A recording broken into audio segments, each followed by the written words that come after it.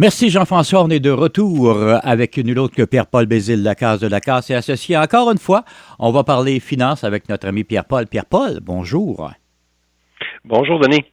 Hey Pierre-Paul, on va aborder deux sujets particuliers aujourd'hui dans les 15 minutes qu'on a, mais on va commencer par le premier sujet. On va parler des stats trimestriels qui sont sortis, donc qui nous concernent ici en Abitibi-Témiscamingue. On va aussi comparer probablement au niveau provincial puis au niveau fédéral, voir comment on se présente. Oui, effectivement. Fait que dans le fond, là, ce qu'il faut comprendre, c'est qu'au niveau, pour avoir les statistiques de l'Abitibi, il faut attendre les trimestriels. Quand on regarde Québec-Canada, on les a au mois. Donc, on suit quand même ça de façon assidue. Ce qui est intéressant, en tout cas à mon avis, au niveau commercial, juste pour faire un petit rappel aux gens, là, on est dans des chiffres qui sont présentement supérieurs aux moyennes pré-pandémiques. OK? Pré-pandémique, ça demeure notre standard parce qu'il faut se rappeler que ça faisait 20 ans que le nombre de dossiers consommateurs commerciaux, grosso modo, augmentait. Et donc, on se compare avec les chiffres de 2019 avant la pandémie pour voir où on est. Et là, présentement, au niveau commercial, tant au Québec, au Canada qu'en Abitibi, on a des chiffres qui sont plus élevés, les chiffres pré-pandémiques. Donc, au Canada, on parle de 37 plus élevé, au Québec, 28 puis en Abitibi, 16. Donc, on est quand même, je vais dire, moins pire en Abitibi versus Québec et versus Canada. Mais ce qui est intéressant pour moi, c'est que quand on compare cette année avec l'année passée, on a diminué de façon importante. Si je résume, là, en termes que ce soit Canada, Québec ou Abitibi, on est autour de 20% plus bas que l'année passée. Fait que l'année passée, c'était l'année où c'était très, très haut. Là, il y a eu beaucoup de dossiers de faillite commerciale, il y a eu beaucoup de redressement aussi commercial. Et là, on assiste depuis, je dirais, là, depuis le début de l'année 2025, on a eu des petites baisses, puis là, on a des baisses plus grandes par rapport à l'année passée. Donc, au niveau commercial, on est encore au-dessus des chiffres pré-pandémiques, mais on est en diminution par rapport à l'année passée. Ça veut dire qu'on tend à se stabiliser, là. Mais là, est-ce que ça veut dire que la plupart des problèmes financiers se sont présentés l'année passée lorsqu'on commençait peut-être une crise économique plus importante ou ça s'est résorbé par la suite, puis on a stabilisé tout ça? Ben, il y a eu beaucoup des dossiers. En tout cas, personnellement, ce que je peux constater en Abitibi, c'est qu'il y a eu quand même beaucoup de dossiers reliés à la COVID et c'est pas la COVID arrive, les entreprises ferment, bang. Hein. Évidemment, les gens essayent de s'en sortir, essayent beaucoup de choses, vont obtenir du financement, il y a eu des prêts, il y a eu toutes sortes de choses. Donc, les entreprises ne cessent pas d'exister quand l'événement critique arrive. Donc, quand on regarde, par exemple, qu'est-ce qui a amené les problèmes, ben, la COVID faisait encore, jusqu'à l'année passée, partie des problèmes. Maintenant, on le voit de moins en moins que la COVID. Tu sais, je dis pas que ça n'a pas créé de problème, mais ces problèmes-là, on a passé par-dessus. Mais il y a quand même des conséquences résiduelles. Comme exemple, pour le commerce au détail, ben, il y a eu des changements de comportement vraiment là, drastiques, étant donné que pendant un certain temps, on pouvait juste commander en ligne ou à peu près. Ben, les gens ont fait, beaucoup de gens qui n'avaient pas encore fait le switch vers les commandes en ligne, l'ont fait pendant la pandémie. Donc, ça fait qu'après, quand les gens ont goûté à ça, ben, c'est bien dur de revenir se déplacer puis prendre du temps, prendre son auto, aller dans les commerces. Donc, ça l'a créé vraiment un dommage permanent, on va dire, au commerce. Mais on n'entend plus tant la COVID comme un. Donc, si on ne l'entend plus, c'est parce que l'année passée, on l'entendait encore, évidemment. Donc, en 2025, pourquoi que ça diminue, d'après moi, c'est qu'on retourne tranquillement vers une certaine normalité dans les dossiers commerciaux, là. OK. En soi, c'est une bonne nouvelle. On revient à la normale. Il reste que le coût de la vie est extrêmement important, donc on est quand même au-dessus de ce qu'on avait pré-pandémique, de façon pré-pandémique. Oui, puis il y a toutes sortes de choses qui expliquent ça. Hein. On a encore les aspects de pénurie main-d'œuvre. On a des gens qui ont changé leurs opérations aussi. Il y a eu beaucoup de dossiers dans la foresterie, dans le transport, qui sont des domaines il y a eu beaucoup de problématiques. Il y a eu des feux de forêt, entre autres, qui ont amené là, la perte de plusieurs, dépendamment comment les entreprises étaient structurées. Il y a eu plusieurs entreprises dans le domaine de la foresterie qui sont venues me voir à cause de ces feux de forêt-là. Ça l'a enlevé de l'ouvrage, ça l'a donné du bois de moins bonne qualité, donc briser plus les machines, donc toutes sortes d'enjeux. Et ça, évidemment, ben c'est pas tout le monde qui a été affecté de façon similaire par ça. Mais il y a plein de circonstances comme ça qui fait que on est toujours au-dessus des chiffres pré-pandémiques. Mais quand on regarde Abitibi, on est On parle de 37 dossiers dans les 12 derniers mois, alors que c'était 32 là, en 2019. Donc, on n'est pas si loin. Là. OK. Est-ce qu'on peut penser que l'effet Trump qu'on va vivre, veut pas, dans les prochaines années, va avoir le même effet un peu qu'on a eu là, c'est-à-dire un effet tampon, puis à un moment donné, ça va commencer à ressortir comme la pandémie a un effet à long terme, ça a tombé. Là, on revient avec un autre effet. Je ne veux pas être négatif, là, mais à quelque part, il va se passer quelque chose avec ça aussi, là. Non, ben là où tu as raison tout à fait là-dedans, c'est j'avais eu une discussion avec quelqu'un là, au niveau de la gestion des portefeuilles et de l'économie au niveau de la Banque nationale. On avait eu une formation dans un colloque là-dessus dernièrement, ça fait 2-3 semaines. Puis il parlait justement que ce qui se passe, il y a beaucoup d'industries qui, à cause des tarifs, ils n'arrêtent pas de faire du commerce rapidement comme ça. Le fournisseur va prendre une partie de la perte, le client va prendre une partie de la perte, puis il y en a une partie qui est refilée aux consommateurs, et ça, c'est très inégal. Fait que oui, il peut y avoir des baisses des marges de profit à cause des tarifs. Est-ce que ça va avoir des impacts durables? Ça va dépendre évidemment de l'ampleur des tarifs, de combien de temps ça dure. Il y a beaucoup de pression qui se passe aux États-Unis présentement là, parce que les élections, les midterms s'en viennent dans un an. Là, donc là, il y a du monde qui commence à penser à leur future élection. Donc, il y a un peu plus de dissidence là, dans le camp Trump, on le voit. Là, on voit des nouvelles de ce temps-ci. Donc c'est un peu plus, c'est possible que ça soit nuancé, ces histoires de tarifs-là. Quoique, on entend des choses des deux côtés, là. Mais évidemment que oui, ça peut avoir des conséquences un petit peu à retardement, un peu comme le COVID a eu, mais on parle pas de tous les industries, là, donc c'est un nombre limité d'industries qui sont quand même touchées présentement par ça. Bon, en tout cas, ça en soi, c'est une bonne nouvelle parce que j'avais, en posant la question, j'avais derrière la tête la firme qui a pas fermé ses portes, qui a arrêté ses opérations à Amos, quand même 30 mises à pied à peu près dans ce secteur-là. Donc, ça a des conséquences à quelque part, là. Ah, absolument. Puis les conséquences, il y en a qui vont en avoir à court terme, il va en avoir à moyen terme. Puis oui, ça peut s'étirer dans le temps comme n'importe quel élément négatif. Là. OK. On va parler des consommateurs aussi 2 minutes, parce que là, on a parlé du commercial. Hein? Oui. Donc, au niveau des consommateurs, c'est plus encourageant encore, selon moi, que la commerciale, même si commercial, on voit que ça se replace.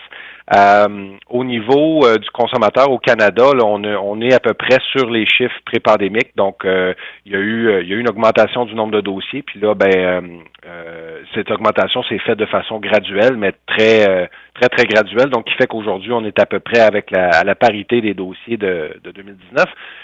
Au Québec et en Abitibi, c'est très similaire. On est plus encore autour de entre 16 et 20% de plus bas que les chiffres pré-pandémiques. Donc, il y a moins de dossiers consommateurs. Donc, même s'il y a eu plus de dossiers commerciaux, il y a moins de dossiers consommateurs. Donc, ça veut dire que les particuliers s'en sortent mieux pour toutes sortes de raisons. Il y a eu l'aide et tout ça. Puis, même si on pense à l'inflation, l'augmentation du coût de la nourriture, l'augmentation du prix des loyers, encore là, quand on parlait de conséquences qui vont se faire sentir dans le temps, moi, je m'attends à ce que ça continue de monter à cause de toute cette dilution-là du pouvoir d'achat des gens là, par l'inflation. Donc, les gens peuvent acheter moins. Donc, il va y avoir évidemment des baisses de consommation. Les baisses de consommation, les entreprises l'ont ressenti. Et là, c'est les consommateurs, éventuellement les particuliers, qui vont avoir plus de difficultés. Puis, il y a des augmentations très, très, très minimes, très graduelles. Mais à un moment donné, je serais pas étonné de voir ça monter un petit peu plus vite du côté des particuliers. Mais présentement, on n'est pas là. C'est très graduel. Puis on est encore 16-20% en dessous des chiffres pré-pandémiques là, au Québec et en Abitibi. Quand même, hein, on est en dessous des chiffres pré-pandémiques. Ça veut dire qu'il y a eu une baisse globale, puis ça s'est replacé. Ça remonte lentement. Mais ça, c'est pas une mauvaise nouvelle, là. Ça veut dire qu'il y a eu un certain contrôle des difficultés financières des gens. Ouais. Donc, ça, c'est effectivement pas une mauvaise nouvelle en soi, là. OK. Ça, c'est intéressant, effectivement. Et il nous reste environ 5 minutes et je veux à tout prix qu'on parle des conseillers en crédit. On connaît moins ça dans le secteur, dans le secteur au Québec peut-être, mais ailleurs dans l'Ouest canadien, il y en a énormément et ça semble être très problématique. Oui, ben en fait, c'est ça, c'est un point qu'on a que le surintendant des faillites, là, le bureau du surintendant des faillites, qui est un organisme dans le fond réglementaire, là, pour les gens qui connaissent moins ça peut ressembler un petit peu à l'AMF, mais c'est au niveau fédéral. C'est les credit counselors, les conseillers en crédit, c'est un marché qui est non réglementé, donc c'est un marché dans lequel il peut y avoir un peu n'importe quoi. Là. Il peut y avoir des gens qui sont pas qualifiés, il y a des escrocs assurément là-dedans, et c'est difficile pour les gens de savoir à qui ils ont affaire et la qualité des services qu'ils vont avoir. Donc, ça l'a amené le surintendant pour la protection du public à faire beaucoup de sensibilisation, de faire attention lorsqu'on fait affaire à des credit counselors, parce qu'ils vont demander des frais pour des rencontres, ils vont offrir des négociations qui peuvent s'apparenter à des propositions de consommateurs. Donc, les gens, des fois, vont mélanger tout ça. Et il faut comprendre que les gens qui ne travaillent pas dans le domaine, la différence entre une consolidation de dette ou une proposition de consommateur, il y a beaucoup de gens qui ne la savent pas. Donc, qu'on parle de n'importe quelle de ces solutions-là, les gens sont pas familiers et peuvent faire confiance, et donc, ça devient problématique. Donc, au Québec, comme tu as dit, on l'a moins vécu parce qu'il y a une barrière de la langue, puis c'est surtout commencé en anglais, ça, ces credit counselors-là, ces conseillers en crédit-là. Mais là, tranquillement, vu qu'il y a vraiment eu beaucoup de sensibilisation, ils ont perdu beaucoup de marché. Il y a de plus en plus de gens qui se dirigent vers les bonnes ressources, donc ils vont voir les syndics autorisant l'insolvabilité parce que il y a une question de compétence derrière ça. Un syndic, normalement, il faut qu'il regarde toutes les options avec son client, la consolidation de dette, les refinancements hypothécaires, la vente d'actifs, la gestion budgétaire, la proposition de consommateur, la faillite. On a tous les outils pour évaluer avec la personne c'est quoi les meilleures options. Les credit counselors, ben souvent vont faire de la gestion budgétaire et vont tenter, vont dire, ben regarde, donne-moi tant par mois, puis je vais faire une entente avec tes créanciers. Ben, ces ententes-là, elles sont prises à la pièce, puis elles ne se font pas l'objet d'une loi. Donc, il n'y a rien qui oblige les créanciers à accepter ces offres-là, et ils se retrouvent dans des situations où, des fois, ils vont tenter de négocier des choses, puis ça marche pas. Puis de toute façon, les gens, faut qu'ils aillent voir un syndic après pour régler leurs problèmes de façon concrète.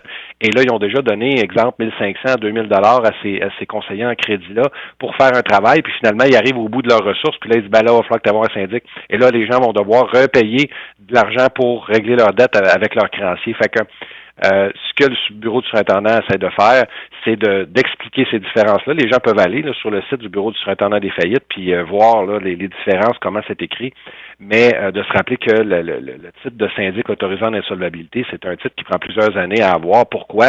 Ben, c'est un gage d'une compétence puis d'une compréhension. Et j'invite les gens à s'assurer que quand ils rencontrent même un bureau de syndic, s'assurer qu'ils parlent avec un syndic. Parce qu'il y a des bureaux de syndic qui vont, les gens ne savent pas, là, mais 90% des bureaux de syndic, les gens vont faire affaire avec des conseillers ou des agents, ou ils ne feront pas affaire directement avec un syndic. Le syndic va seulement venir pendant 5 minutes pour valider parce que la loi nous oblige à rencontrer les gens.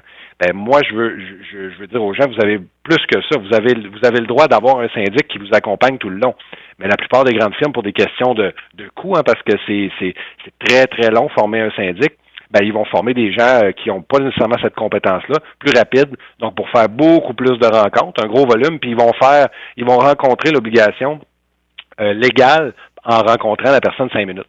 Mais ça, c'est pas le même service que d'avoir un syndic qui va analyser notre situation, qui va s'asseoir avec nous, qui va nous vulgariser l'information, puis qui va vraiment nous donner l'heure juste sur toutes les différentes choses. Puis c'est le syndic qui est l'officier de justice. Donc nous, on doit rester impartial, puis expliquer vraiment les droits de la personne, et on doit vulgariser aussi. Et là, c'est là que des fois, il y a une différence.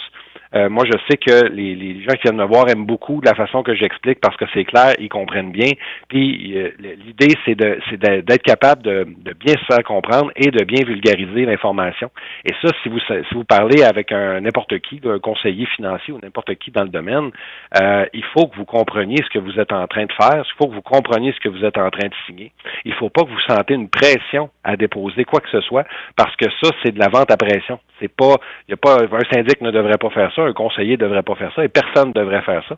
Mais malheureusement, c'est quelque chose que les gens vivent souvent. Donc, prenez le temps de réfléchir, prenez le temps de poser vos questions, assurez-vous de bien comprendre les réponses, sinon allez voir quelqu'un d'autre, parce qu'il faut que vous compreniez, parce que c'est trop important dans notre vie, la gestion des finances, l'argent qu'on va devoir payer pour régler ses dettes, il faut bien comprendre qu'est-ce qu'on va payer, pourquoi, puis combien ça va coûter.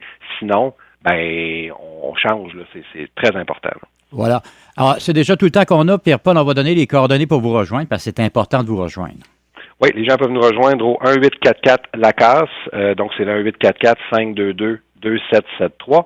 Les gens peuvent aller sur notre site Internet, Lacasse et Associés, peuvent nous écrire au info@lacassesyndic.com. Puis évidemment, on est sur LinkedIn, Facebook. Les gens peuvent communiquer directement avec nous là-dessus, nous envoyer des messages, on va répondre à leurs questions. Génial. Merci encore une fois beaucoup, Pierre-Paul. Merci, Denis.